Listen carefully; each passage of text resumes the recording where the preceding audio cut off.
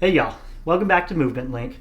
So, I want to talk specifically about sleep. So, we know exercise, non exercise activity, nutrition, and sleep all play a vital role when we're talking about getting results.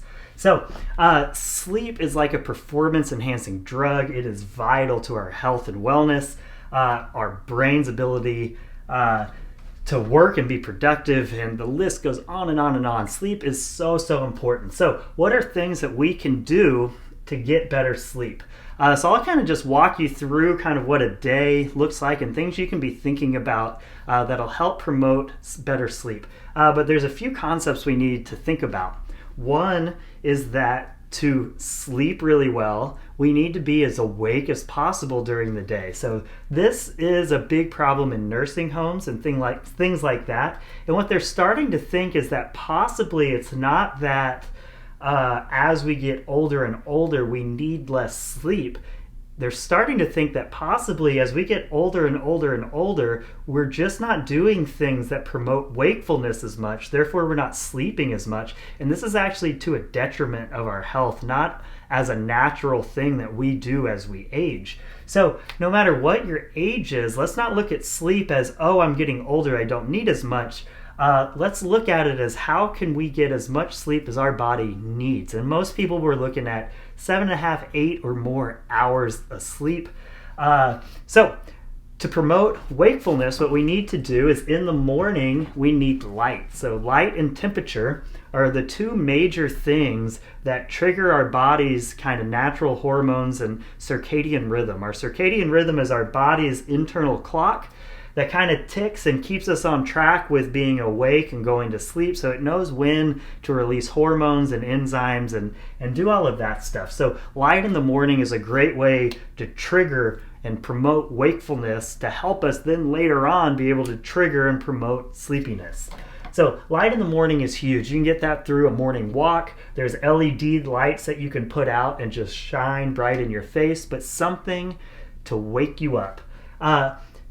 Caffeine has a major impact on sleep, and even if you're someone that can drink a cup of coffee and fall right to sleep, that does not mean that caffeine is not impacting your sleep negatively. So what we need to do is we need to stop drinking caffeine at noon. And of course, everyone's a little bit different, and so just like everything, you need to experiment with things. But actually, we'll skip down here too.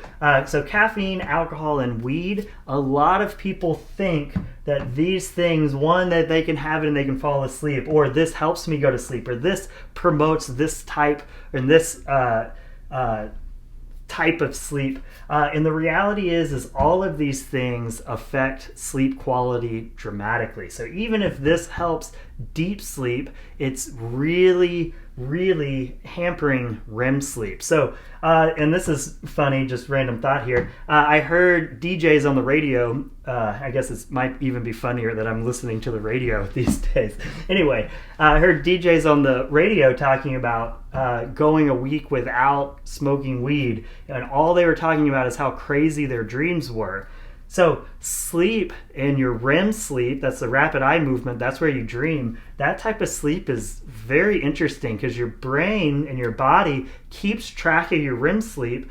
And if you're not getting REM sleep, it keeps track and it'll get it eventually.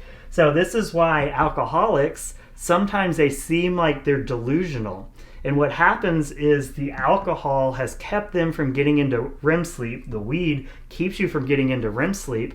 And your brain keeps track of that, and it needs it so desperately that eventually, with these alcoholics, is they're awake, and their brain needs it so badly that they're like, we don't care that you're not actually sleeping. We're going into REM sleep now, and we're going to put you in a dream. So they come off as being crazy people, and the reality is they're just dreaming while they're awake because it's so important. So a lot of these things that we think we can go to sleep on and we think they're helping these things are at a detriment to another part that's just as important in the sleep cycle. So be honest with yourself. Weed, alcohol, caffeine does not help your sleep. It's negative. That doesn't mean you can't be a human being and enjoy these things, but stopping caffeine at noon helps you get it out of your system to sleep well. And just limiting these so you can get it out of your system by the time you're sleeping, or just not kidding yourself and relying on these every night thinking that you're actually helping yourself. Sorry, that was a long tangent. Moving on here. So another thing that we can help is, and it's just like the light in the morning, is don't put on sunglasses until about 3 p.m.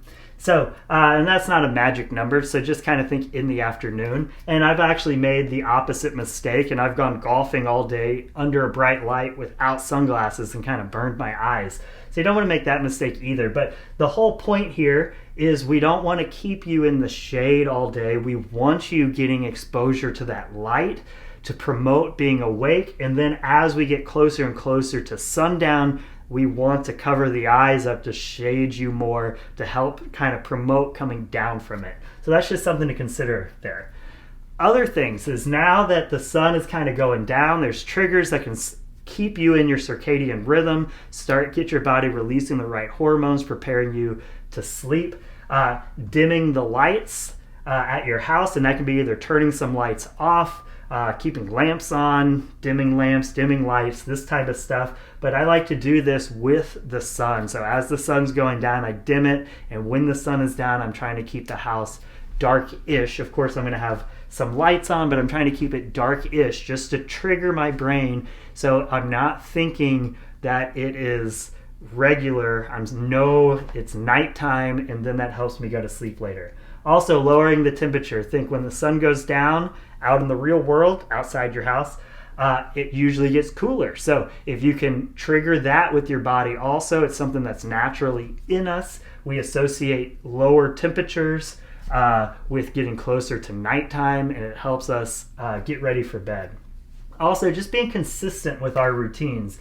If you shower, brush your teeth, if you write in a journal, if you're doing these types of things, if you can do it kind of consistently, you can really start triggering your body and train your body that, oh, we're doing this now. That means in this amount of time, I'm going to be going to bed.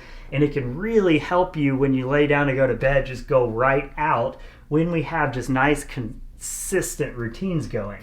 Other things that can help your sleep, some of these can actually help trigger also as part of your routine, would be having a sound machine that'll help your sleep quality, and just being in a super dark room. Blackout curtains, getting rid of all lights, these types of things. A sleep mask, if you're in a spot that is going to have some light, you can kind of knock it out with sleep masks. And then no food within 3 hours of going to bed.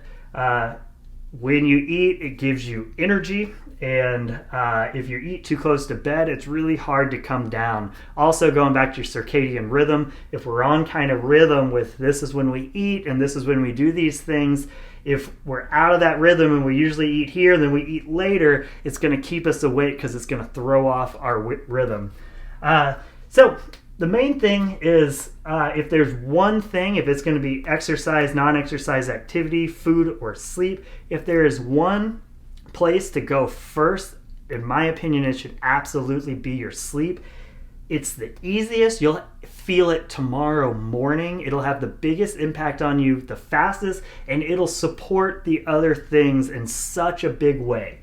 Ways that you can help your sleep is to try and get yourself as awake as possible doing these things. Remember, exercise, eating well, non-exercise activity, those things are going to help you be awake also. And then doing things to create routines and just try and set yourself up for success so you can have nice, high quality, long duration sleep. Hope that helps. Talk to y'all soon.